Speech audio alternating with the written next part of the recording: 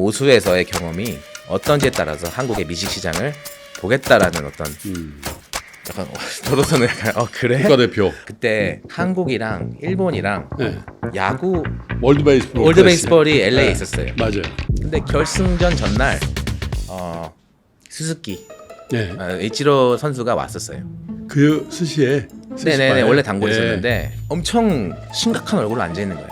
그러니까 두 번 한국에 져서 너무 기분이 나쁘다. 엄청난 승부사고 정말 사무라이 마인드가 막 죽여버리겠다 막 이런 말을 하는 거예요. 이렇게. 뭔가 그 한국 사람인 줄 알고 있었을 거 알고 아니에요. 있었어요. 근데 제가 거기 일하는 입장으로서 뭐 그렇다고 거기서 그렇지. 뭐 한국이 뭐 어쩌고 저쩌고 할 수는 없잖아요. 너 잠깐 나와봐. 이렇게 할 수도 없고. 네, 그분 또 엄청난 또 슈퍼스타시고 한국에 있는 한국 사람들보다 외국에 있는 한국 사람들이 더 애국심이 강해요. 한식이 세계의 미식을 선도한다고들 얘기를 많이 하죠. 뉴욕 파인 다이닝 업계에서 이미 한식은 하나의 큰 신드롬이 되고 있는데 올해 미슐랭 가이드 뉴욕 2023에 등재된 식당이 71개인데요. 이 중에 무려 11개가 한식당이라는 거 아니겠습니까? 2018년 이후에 매년 역대 최고 행진을 이어가고 있는데요. 오늘 모시는 분은요. 국내 최연소 미슐랭 3스타 셰프로 이름을 알린 분입니다. 이미 유명한 분이 되어 계신데 올해 국내 유일의 3스타 식당으로 선정이 된 모수의 안성재 셰프를 오늘 여러분께 소개해드리겠습니다. 셰프님 어서 오십시오. 반갑습니다. 네, 감사합니다. 언제 오픈을 하셨나요? 모스는 샌프란시스코에서 제가 8년 정도 전에 오픈을 했고요. 예. 2년 정도 하다가 한국에 오고 싶은 마음이 있어서 네. 6년 전에 제가 모수 서울을 오픈했습니다. 그렇군요. 네. 제가 듣기로는 서울의 한남동에 있고 네. 홍콩에도 있어요. 홍콩에는 한 2년 정도 전에 예. 네, 코로나 때 좀 레스토랑이 조금 그 씬 자체가 좀 휘청해서 예. 뭘 더 할 수 있을까 좀 고민을 하다가 홍콩도 너무 좋아하는 도시이기 때문에 예. 제가 홍콩에다도 모스 홍콩을 그렇군요. 열었습니다. 제가 뭐 식당은 못 가봤고 식당 리뷰는 한번 들어가봤습니다. 네네. 근데 리뷰가 엄청나더래. 천상계의 맛과 경험이었다. 야 어떻게 이런 기대가 큰 만큼 실망할까봐 사실 걱정 반이었는데 완벽했습니다. 앞으로 돈 열심히 벌어서 또 오겠습니다. 비싼가 봐요. 네, 조금 다른 레스토랑에 비해서는 예. 그 정도의 파인 다이닝이라는 게 사실 어떤 돈의 밸류도 있지만 그 경험 자체를 좀 위주로 해서 그거를 그렇죠. 다 좀 특별한 경험을 선사하기 위해서는 예. 저희도 많은 노력과 그렇군요. 이제 다 필요해서 네. 가격이 된 것 같습니다. 무슨 뜻이에요, 모수가? 모스는 제가 어렸을 때 미국으로 이민을 가게 되는데요. 예. 이민을 가기 전에 저희 뭐 가족들과 함께 집 뒤쪽에 어디 들판에 갔는데 예. 코스모스들이 엄청 막 피어 있었어요. 코스모스. 코스모스 꽃이. 근데 제가 레스토랑을 열 때 내가 손님들이 여기서 좋은 시간을 가져야 되고 좀 행복한 이제 시간을 만들어 드리는 거잖아요, 저희가. 네. 그렇기 위해서는 내가 생각하는 행복을 이름에 넣어야겠다라 해서 그 딱 이민을 가기 전에 그 코스모스가 좀 뚜렷하게 제 머릿속에 남아서 코스모스라고 처음에 졌어요. 그래서 막 디자인도 하고 다 했었는데 코스모스는 조금 뭔가 레스토랑에는 걸맞지 않은 네. 이름인 것 같아서 이름을 가지고 좀 옷가게 이렇게 같죠? 네네. 원이면 뭐 이렇게 미용실이나 뭐 이런 느낌. 그래서 이제 코스모스 하다가 그냥 그러면은 이 코스모스라는 것을 마음속에서 뭐 그 뜻이지만 이제 그거를 모수라는 세상에 없는 단어를 아하. 만들어서 한번 해보자라고 로고를 만들고 뭐 이렇게 했습니다. 3스타라는 게 어떤 의미예요? 사실 한국에는 사실 미슐랭이라는 게 소개된 지 사실 그렇게 긴 역사는 아니라서 그냥 서양 음식 중에 뭐 이렇게 유명한데 몇 군데 뭐 이렇게 생각들도 하시고 미슐랭이 정말 맛있는 집하고 미슐랭하고 이렇게 잘 매치가 되나? 네. 비싼 집 아닌가? 이런 오해들도 좀 있으신 것 같은데 어떤 네. 의미를 갖습니까? 저희는 오픈 첫 해에 원스타를 받았고 네. 둘째 해에 투스타를 받았고요.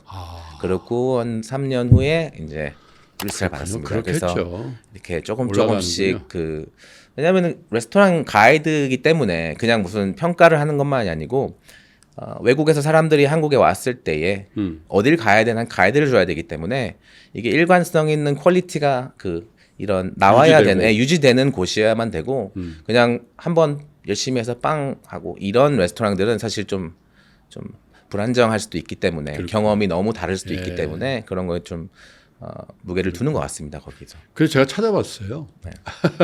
전 세계에서 원스타 이상을 받은 미슐랭 레스토랑이 3,400여 개 정도 된대요.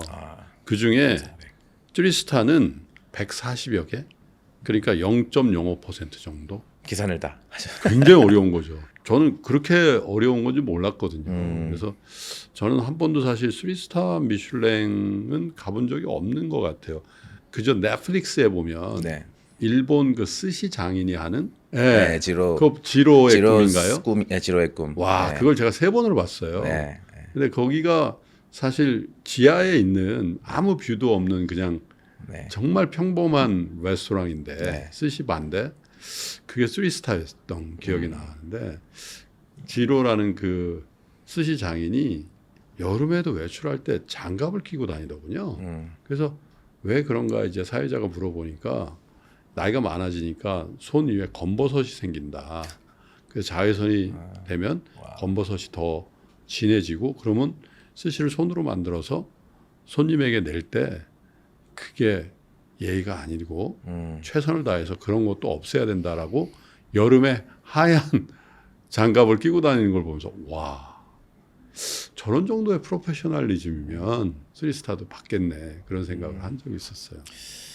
미슐린 가이드에서 우리는 뭘 본다라고 말하진 않아요.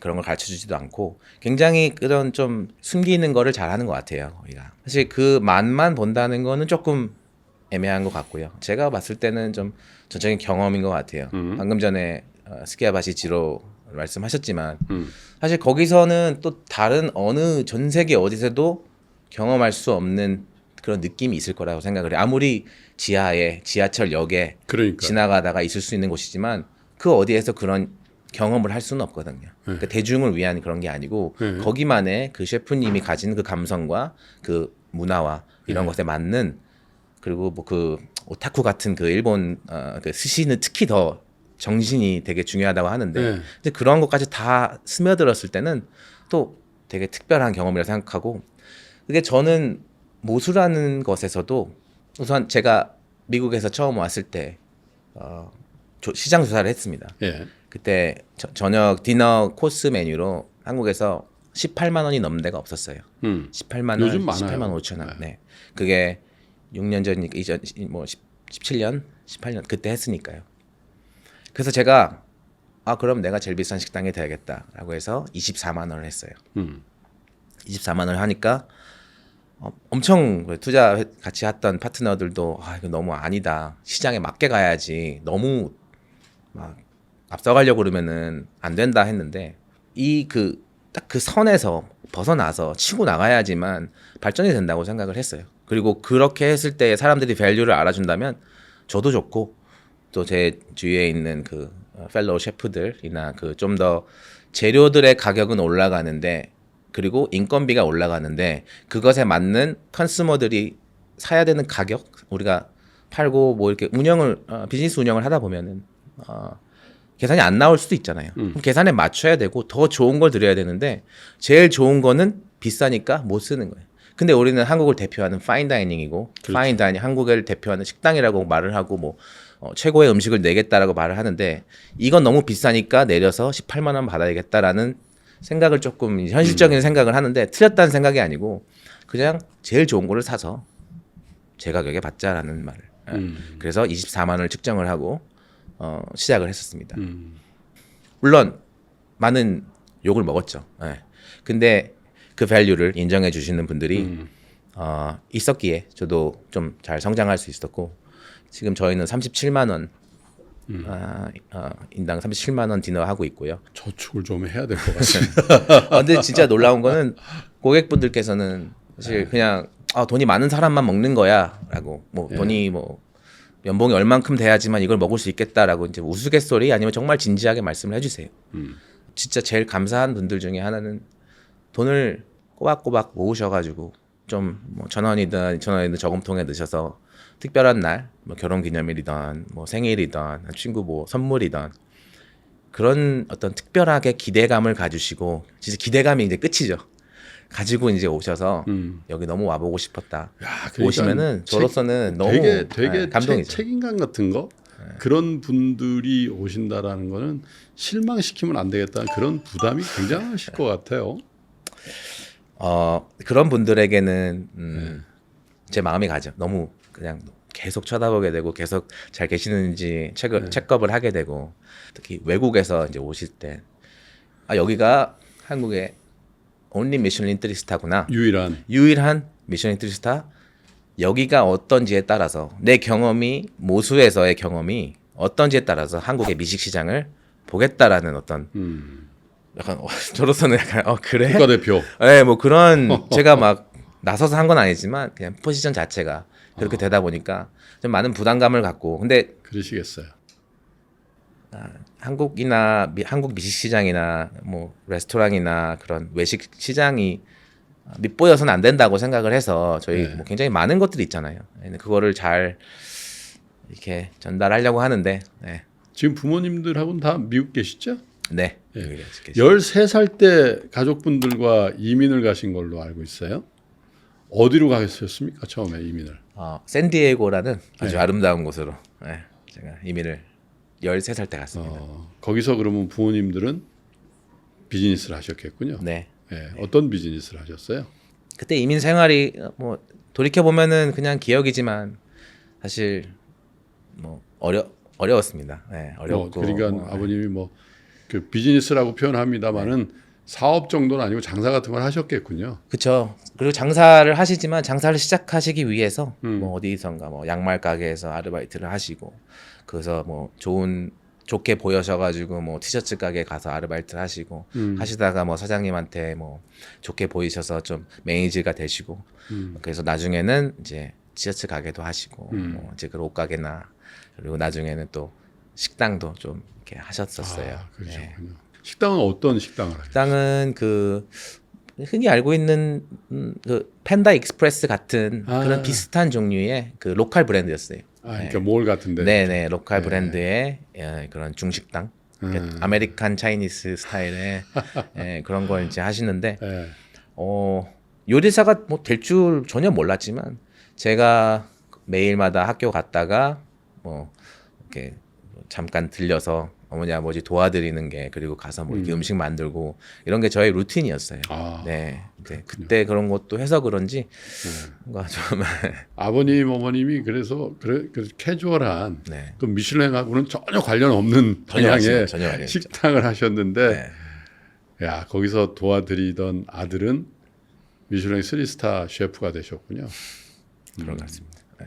이민이라는 게 뭐 저도 짧게 경험해봤습니다만은 그냥 어떤 분들은 야 정말 호화로운 집에 또 비치에 또 좋은 큰 차에 이런 거 상상하시는 분들이 있지만 사실 되게 고달프죠. 그렇죠. 이민하시는 분들의 뿌리를 대부분이. 뽑아서 그쪽에 착 뿌리를 다시 심는 거라서 아마 안 셰프님보다도 부모님들이 훨씬 힘드셨을 거예요. 아마. 그럴 것 같습니다. 지금 제가 애가 둘인데 그때 저희 아버지는 아이 셋을 제가 막내여서 아이 셋을 데리고선 이제 막 미국에 뭐 그 아메리칸 드림 있잖아요. 그때 또 우리의 어떤 뭐 미래를 위해서 막 거기 가면은 더 우리의 삶이 좀 풍요로워지고 뭐 이런 꿈을 가지시고 아무것도 없이 그냥 가셔서 뭐 나중에 말씀 주셨는데 차를 사고 나니까 은행에 영입 빵원이 있더라. 차는 무조건 사야 되거든요. 차는 무조건 사야죠. 그래서 막 82년도 올즈모빌 막 이런 거 사시고서는 은행에 영원이 있다라고 말씀을 해주시고 은행 잔고 없어요. 은행 잔고가 없어서 이제 거기서 이제 시작을 이민 생활을 저희 어머니랑 같이. 굉장히 힘들게 하셨군요.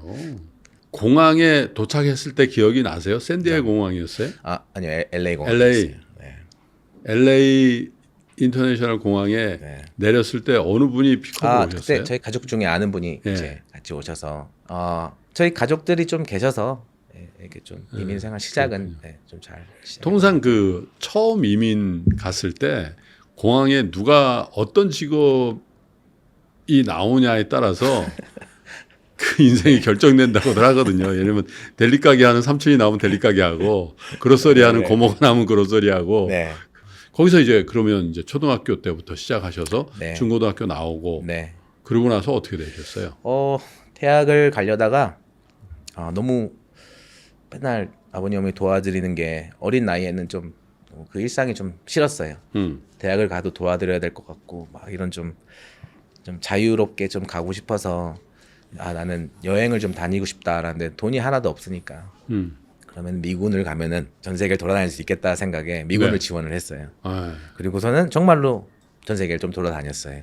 뭐 안 가본 동부도 가보고 그리고 유럽, 한국에도 근무하고 한국에서도 근무했고 한국 어디서 하셨어요? 한국 평택에서 평택에서. 평택에 있었고 근데 그때에 그 9.11 테러 사건이 이제 일어났어. 그렇죠. 예. 그래서 그때 그걸 보고서는 이제 이라크랑 전쟁이 시작됐는데 예. 거기에 지원을 했어요 제가.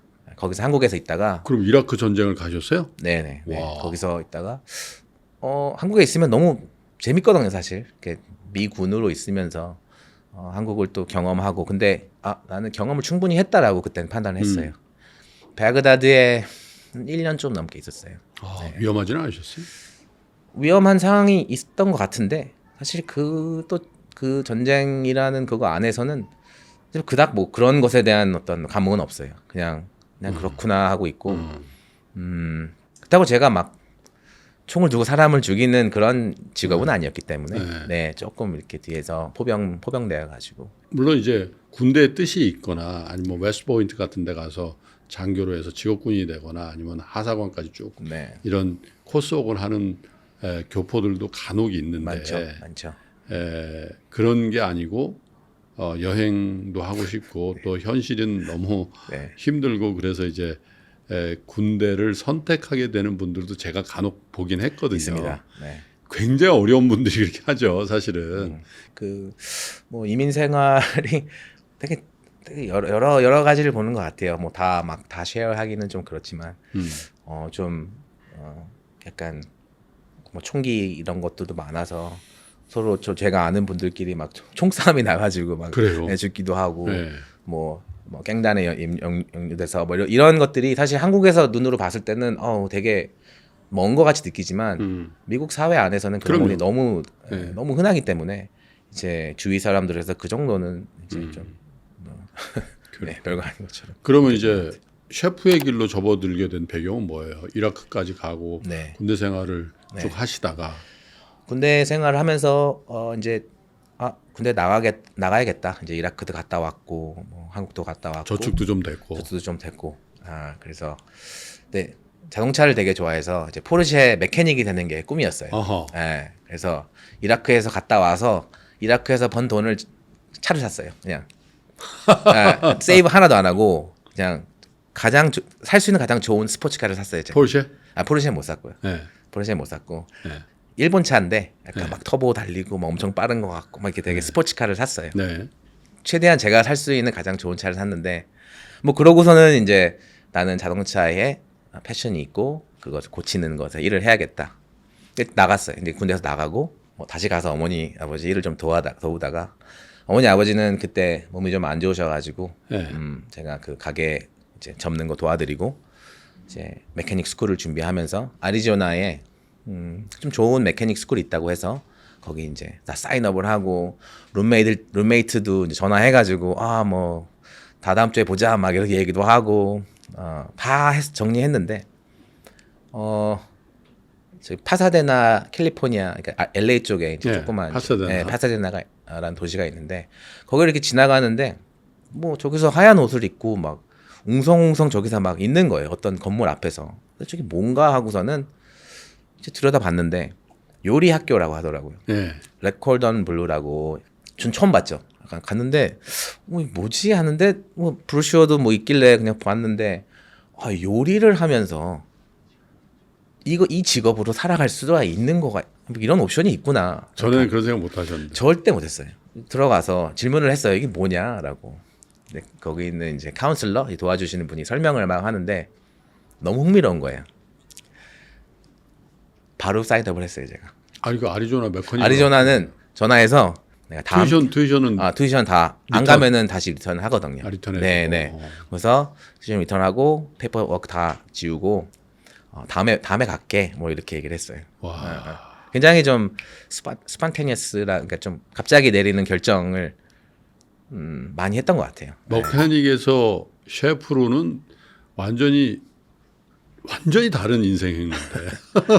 이게 24살에 제가 이렇게 결정을 내리고서 그래서 요리 학교를 들어가시게 네, 됐군요. 요리 학교를 들어갔고 어쩌면 제가 뭐 군대도 갔고 전쟁도 갔다 왔고 뭐 삶의 경험이 뭐 많았다 이런 말보다 그냥 그때 거기에 모였던 친구들보다는 좀 생각이 좀 달랐던 것 같아요. 20대 초중반이셨을 거 아니에요. 24살, 그러니까 4살이었습니다. 그 정도 나이로서는 굉장히 많은 경험을 한 거죠. 바그다드에 서울, 평택에 그죠? 네. 제가 6학년 때부터 음. 어머니 아버지 도와서 그 양말 팔고 막 말씀드렸잖아요. 음. 장사하고 있었어요 그때. 제가 6학년 때부터 중학교 때 가장 많은 기억이 학교 끝나고 가서 손님한테 티셔츠 팔고 네. 생각하는 게 좀 달랐던 것 정식 같아요. 가게도 아니고 수완미시라고 왜 수완미시였어요. 그런 데서 장사하시고 수완미가 아시네. 알죠. 네. 저도 경험이 그거 주말마다 그러니까 아침에 새벽에 가서 네. 텐트 치는데 그러니까. 아버지 도와서 밴에다가 네. 텐트 치고 졸업을 하시고 바로 뭐 창업을 하셨을 수는 없을 거고요. 네. 어디서 그러면 보조 셰프? 네. 요리 학교 첫날에 예. 박수를 받았어요 학교에서. 이유는 전 학생 중에 저 혼자만 잡을 가졌어요. 그러니까 그러니까 첫날부터 이 학교가 끝나면 이제 일을 하러 가는데 식당으로요. 그래서 거기서 뭐 박수를 받았다는 거는 다 무엇인가 꿈을 이루기 위하고 어디선가 일을 하고 멋진 요리사가 되기 위해서 와 있는데 그걸 하기 위해서는 학교를 졸업을 하고 일을 가는 건데 저는 생각이 좀 달랐던 게 학교를 다니면서 일을 하면은 어차피 요리사가 되려는 거면은 그게 더 빠른 길이 아닐까? 뭘 했겠어요. 제가 막 가서 요리를 한 건 아니고 접시 닦아야죠. 접시 닦고 뭐 주방하고 근데 그걸 하다 보니까 몇 개월 후에는 이제 뭐 굴을 이제 청소를 하고 굴을 해서 따고. 따고 그러다 보니까 뭐 자연스럽게 뭘 더 식재료를 하게 되고 만지게 식재료를 되고. 만지고 이게 다 경험과 느낌과 이게 얼마큼 널리지가 있냐에 따라서 음식을 만들 수 있는 그 스펙트럼이 넓어지고 그렇겠죠. 짧아지고 되는데 근데 그런 경험을 계속 쌓고 나중에는 거기에 이제 학교가 끝나지도 않았는데 거기에 매니저 포지션까지 됐어요. 그러니까 학교가 이제 뭐 1년 반 정도, 2년 정도인데 전문 학교니까 길진 않고요. 길어봤자 뭐 2년 안팎인데 그때는 거의 매니저 포지션까지 다 올라갔어요. 이제 그 다음에 이제 거기에 있는 이제 관리하시는 셰프도 여기 있지 말고 그냥 혹시 더 큰 데 가라. 딴 데 가라. 이렇게 추천해준다. 어떻게 해서 친구들한테 물어봐서 그럼 내가 어딜 가야 되냐? 소문에 의하면 이런 식당이 있다. 이 일식당이 있는데 지금 서부에서 가장 비싸고 가장 좋은 레스토랑이고 거기는 아무나 못 들어간다. 그래서 아무나 못 들어가? 내가 들어가야겠다. 그래서 전화를 막 했어요. 그 식당에. 헬로 저 일 찾고 있습니다 하니까 전화를 딱 끊더라고. 아예 물어보지도 않아요. 그냥 딱 끊었어. 그래서 뭐야 하면서 2번, 3번 전화했는데 계속 끊더라고요. 그래서 그 다음 날도 한 3일 정도인가 계속 그래서 찾아갔어요. 제가 노크를 하고선 열어서 전화해 드렸고 일을 하고 싶다 이렇게 하니까 아메리카는 안 된다. 미국 사람은 안 된다. 그래서 미국 사람은 싫어하나? 내가 한국 사람이다 하니까 한국 사람도 싫다. 뭐 우리 일본 사람만 찾는다. 싫다기보다 안 된다. 안 된다는 거예요. 그게 뭐 무슨 한국 사람 싫어한다 이런 게 아니었고 그냥 그분이 그런 게 편했던 것 같아요. 그래서 다음날 또 찾아갔어요. 나 어제 왔는데 죄송하다 내가 말 잘못한 것 같다. 일본 사람처럼 일할 수 있다. 또 아무것도 모르지 않냐. 그래서 모르지만 하겠다. 안 된다. 오늘 닫으시더라고. 그 다음에 또 갔어요. 막 그냥 갔는데 그날은 이제 그분의 동생 이제 홀을 봐주시는 것 같아요. 뭐 이렇게 동생분이 이 친구 자꾸 오는데 네. 좀 얘기 좀 앉아서 해봐라. 일단 시켜라 일단 보자. 좀 앉아서 얘기 좀 해봐라. 이더니 네. 앉아서 이제 얘기를 나누고 그래서 나중에는 돈은 줄 수 없다. 널 못 믿겠다. 일본 사람도 아니고 일식 경력도 없고 알겠다. 시켜만 달라. 돈 안 줘도 된다. 돈 안 줘도 된다라는 말 자체가 사실 되게 막막했죠. 사실 이제 뭐 그 생계를 유지해야 될 텐데. 렌트비도 내야 되고 뭐 생계를 유지해야 되는데, 근데 일단 가고 보자. 일단 한 2주, 한 3주 지난 후에 이 친구가 진심이구나라고 이제 느끼셨나 봐요. 이제 돈을 조금씩 주기 시작하면서 나중에 한 2년쯤 됐을 때는 그분이 출근 안 하셔도, 그러니까 모든 것을 다 할 수 있었어요. 제가 거기. 좀 재밌는 스토리가 있습니다. 여기서 제가 그때 한국이랑 일본이랑 네. 야구 월드 베이스볼이 클래식. LA에 네. 있었어요. 맞아요. 그래서 한국이 2번인가 이기고서는 결승전에서 또 일본을 만났었어요. 맞아요. 네. 근데 결승전 전날 스즈키 그 시애틀 마리너스에 있는 스스키인가 이치로. 네. 이치로 선수가 왔었어요. 그 스시에. 네네네. 원래 단골 예. 있었는데 그분이 오셨는데 조금 일본 말을 했었어가지고 그냥 일본 간단한 대화를 하고, 근데 그분은 제가 한국 사람인 걸 알고 있어요. 일본 스타일은 아니겠지. 이 말이 일본 말 같지는 않았겠죠. 네네네. 네. 원래 알고 있어요. 그 전부터 그냥 좀 오셨어가지고 알고 있는데 엄청 심각한 얼굴로 앉아 있는 거예요. 그러니까 2번 한국에 져서 너무 기분이 나쁘다. 그러면서 근데 이분을 저는 스포츠맨십으로서 물론 경쟁을 하는 거기 때문에 네. 그분도 당연히 열 받으면 승부사죠. 당연히 네. 엄청난 승부사고 정말 사무라이 마인드가 대단한 사람이에요, 진짜. 근데 막 죽여버리겠다 막 이런 말 하는 거예요. 그래서 제가 그렇게 글럭 하는데 기분이 안 좋더라고요. 뭔가 한국 사람인 줄 알고 있었을 거 알고 아니에요. 있었어요. 네, 근데 좀 말이 조금 좀 심하게 하셨어요, 저한테. 그래서 근데 제가 거기 일하는 입장으로서 뭐 그렇다고 거기서 그렇지. 뭐 한국이 뭐 어쩌고 저쩌고 할 수는 없잖아요. 너 잠깐 나와봐. 이렇게 할 수도 없고. 네, 그분 또 엄청난 또 슈퍼스타시고. 그냥 알겠다 이렇게 있었고, 근데 저희 셰프님은 아셨어요. 한국에 있는 한국 사람들보다 외국에 있는 한국 사람들, 제 생각에는 외국에 있는 한국 사람들이 더 애국심이 강해요. 이건 제 기준이에요. 저도 동의합니다. 네, 제가 그때 기모노를 입고 머리를 싹 스케바시지로 분처럼 머리를 싹 밀고 누가 봐도 일본 사람 겉모습은 갯다를 신고서는 또각또각 다니는데 또 어차피 유니폼이니까. 뭐. 유니폼이죠 네. 사실. 그분도 다 입고 계시고 저도 입고 또 다 이렇게 해서 스시 만들고 뭐 일식 요리하면은 또 멋있잖아요, 그런 모습이. 이치로 같은 분이나 그런 에피소드가 있지만 그런 거를 겪으면서 내가 이렇게 하기 싫은데 이런 모습으로 내가 아무리 잘해도 일본 사람처럼 이렇게 행동하는 것 자체를 좀, 한국의 일본 음식을 하는 셰프님들 너무 존경하는 분들 많이 계시고 그분들의 어떤 초이스고, 저는 개인적으로 그냥 미국에서 살면서 할머니 할아버지의 말씀과 뭐 이런 것들을 총틀어 봤을 때 이렇게 하기 싫다. 딱 그런 생각을 하는 참에 지금 나파밸리, 그러니까 샌프란시스코 바로 위쪽에 와인 생산이 굉장히 많이 하는 네, 그렇죠. 유명하죠. 네, 나파밸리라는 곳에서 연트빌이라는 작은 마을이 있는데 거기에 3스타 레스토랑이 있어요. 지금 더 프렌치 란드리라고 굉장히 오래된 식당이고. 프렌치 란드리죠. 네, 이름이. 네, 프렌치 란드리. 들어봤어요. 가보진 못했는데. 네. 거기는 웨이팅 리스트가 엄청나다던데. 그러니까 뭐 그러니까 손님으로 가기 위해서 웨이팅 리스트는 뭐 말도 안 됐고요, 사실. 네. 전 세계에서 그때는 가장 좋은 레스토랑이라고 모든 매체에서 다 말을 했고요. 미슐린 3스타도 받았고. 그러니까요. 근데 거기는 뭐 고객들도 그렇지만 거기서 일을 하려고 편지를 그때는 편지를 이렇게 보내면은 자기를 어필을 하려고 편지 모양이 다 달라요. 그 봉투가 막 레이스가 돼 있는 데 있고 막 색깔 있는 것도 어떤 큰 것도 있고, 근데 하루에 1000통이 온대요 거기. 하루에 잡 어플라이가 하루에 와. 1000통이 와요, 전 세계에서. 예.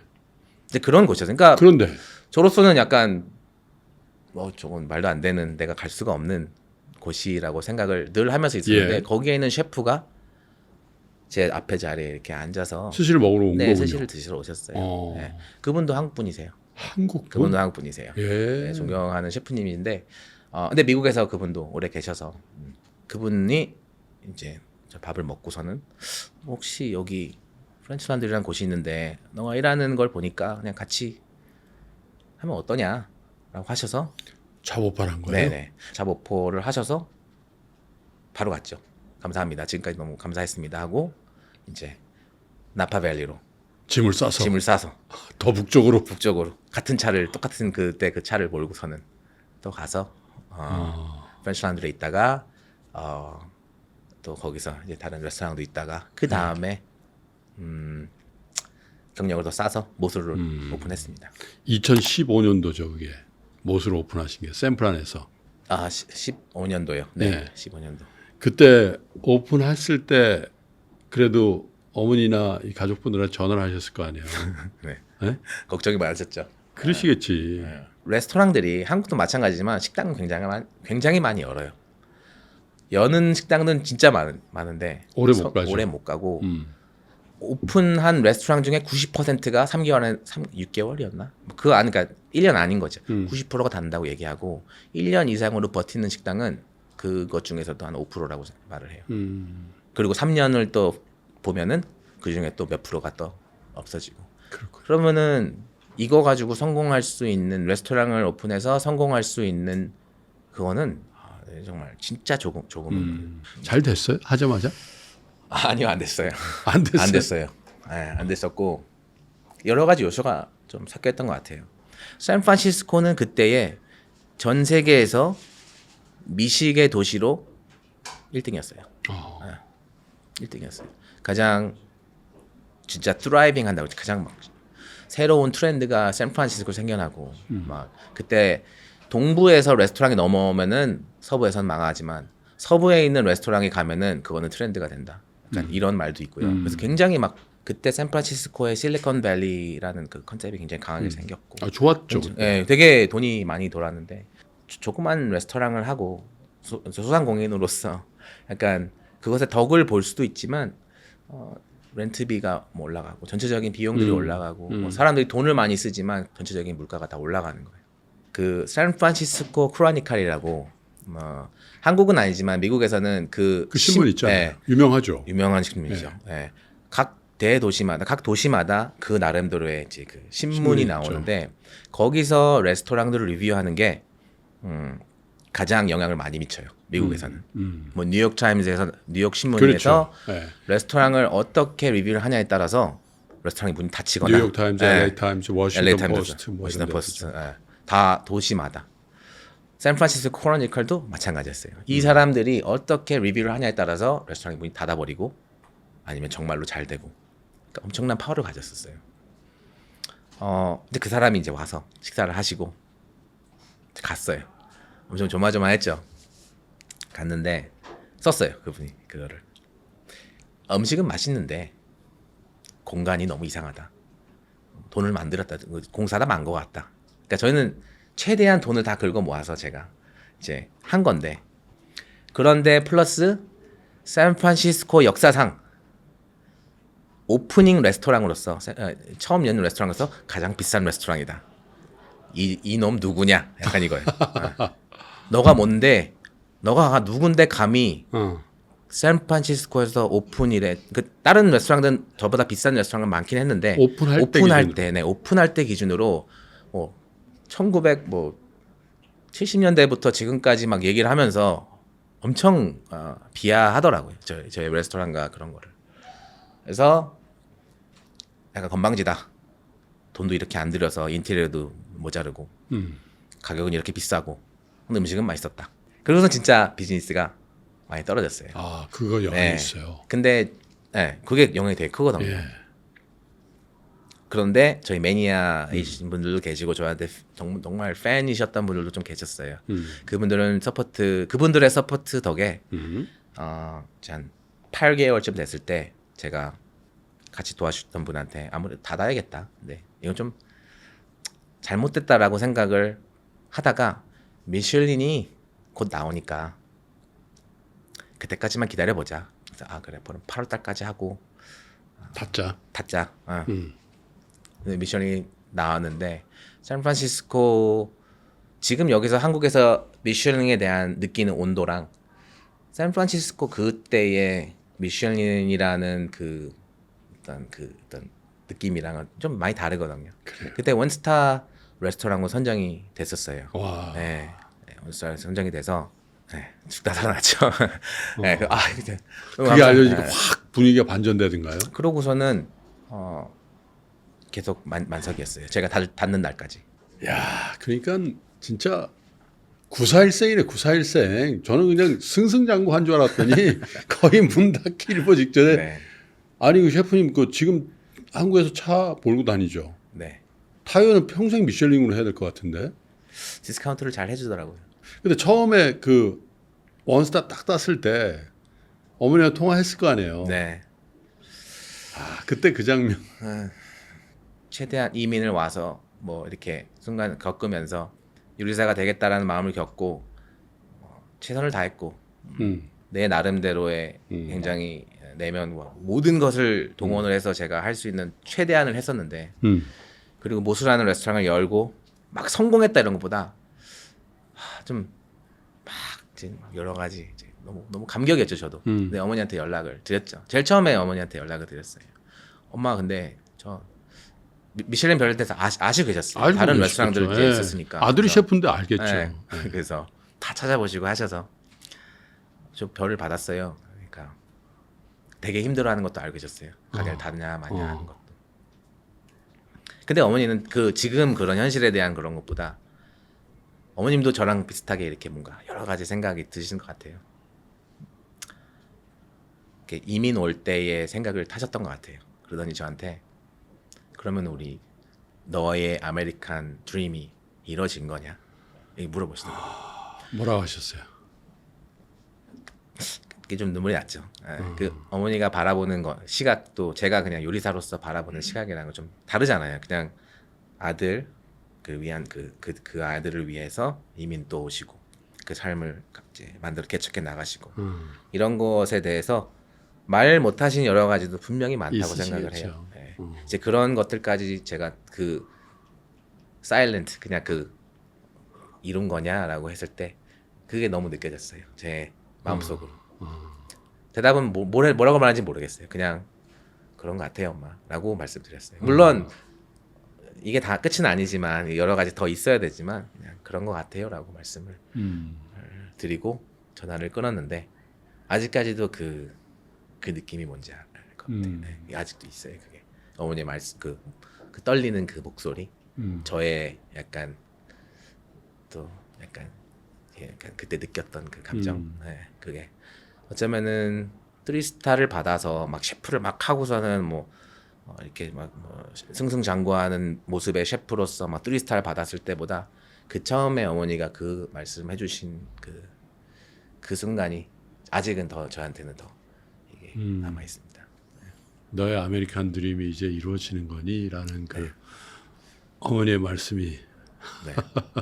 어머님 아버님은 아메리칸 드림을 본인들은 못 이뤘다고 생각을 하셨어요. 네. 그래서 원래요 아메리칸 드림이 그 다음 세대 혹은 그 다음 세대에 컴트로 되는 거거든요. 그런 것 같습니다. 원래. 네. 하여튼 저는 뭐 나이 들어서 미국 가서 네. 나이 들어서 창업을 해서 제가 하던 가게에 저희 어머니가 한 번 딱 오셨던 적이 있었는데 굉장히 실망하셨다. 아들이 뭐 넥타이 메고 잘 나가는 줄 알았더니 네.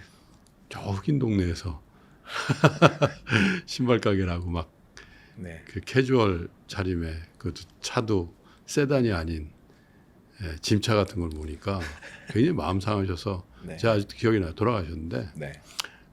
한국 돌아가실 때 JFK 공항에 배웅을 해드렸는데 이렇게 쭉 들어가시잖아요. 아 진짜 못 떠나겠더라고. 근데 저 끝까지 보고 있는데 한번 돌아보시더라고. 그 기억이 나요. 그래서 내가 이거 하는 게 맞나?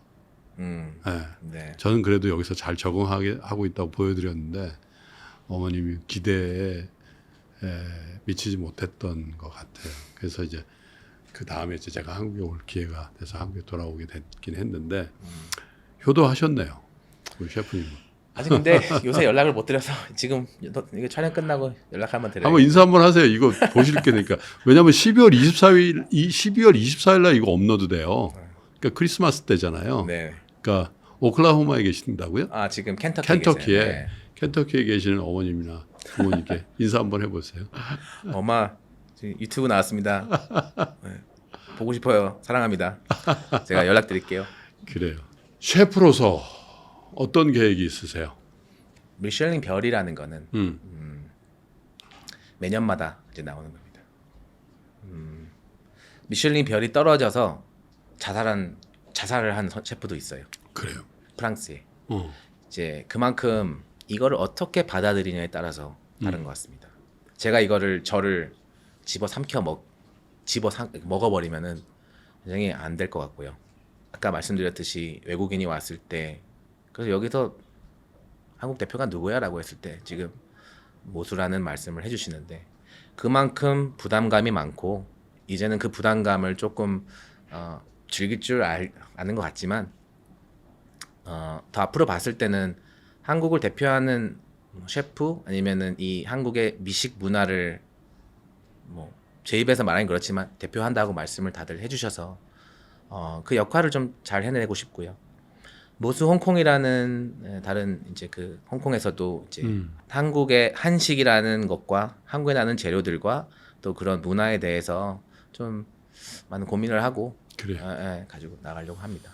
사실은 미국에 계신 어머님이 드셔도 맛있고 또 서양 사람 누가 와도 음식을 했을 때 이게 정말 한국의 맛이고 한국에서 모소에서만 먹을 수 있고 모소에서만 느낄 수 있는 무언가가 있네라는 그 레스토랑이 됐으면 좋겠고 그러한 성공의 어떤 기억과 흔적들이 홍콩뿐만 아니라 전 세계에 이렇게 조금씩 그리고 다른 한국 셰프들이 또 활동하는데도 든든한 후원자가 되어주셨으면 좋겠습니다. 김프로님 정확하게 제가 생각했던 거 정확하게 말씀 주셨습니다. 네. 감사합니다. 저도 감사합니다.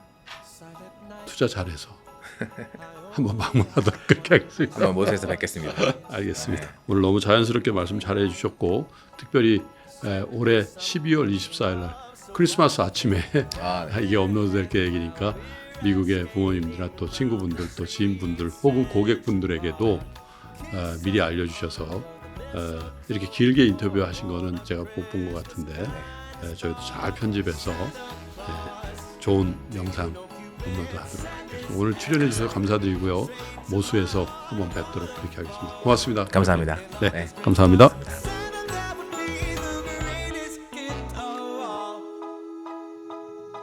여러분 라이프 인 넘버스를 잘 보셨다면 좋아요와 구독을 눌러주세요.